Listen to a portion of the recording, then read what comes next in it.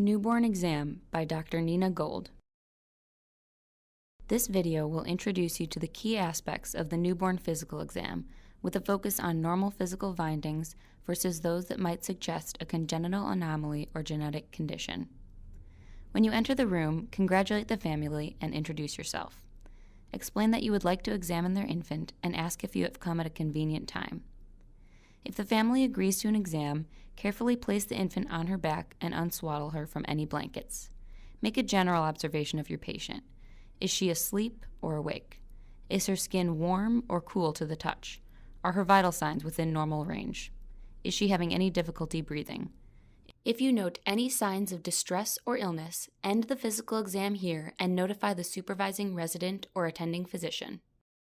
If the baby looks well but is crying, console her by laying your hand on her head or offering a pacifier if the parents allow. Proceed with the individual aspects of your exam. The simplest way to examine a newborn is from head to toe. By using the same method during each exam, you will be unlikely to leave out important steps. Head.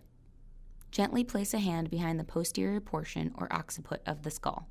Measure the head circumference in centimeters by wrapping a measuring tape in a circle just above her eyebrows to the most prominent aspect of the occiput and back again.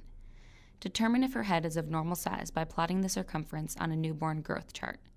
The head circumference should be in the average range for infants of the same gestational age and also fall approximately in the same percentile as the infant's length and weight.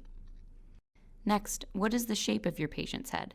A newborn's skull is made up of several bony plates that meet along flexible cranial sutures. In the center, they form a soft spot known as the anterior fontanelle. There is also a smaller fontanelle in the back, the posterior fontanelle. The first letters of the cranial suture and fontanelle spell out the word clams.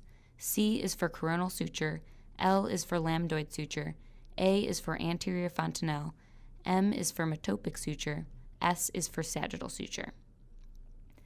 This design allows the skull to be malleable enough to fit through the birth canal, which often leads to a temporary deformation called molding. Check the infant's skull for bruising and swelling. A bruise that doesn't cross the suture lines is called a cephalohematoma, which is caused by bleeding below the periosteum and is more common in births assisted by a vacuum or forceps.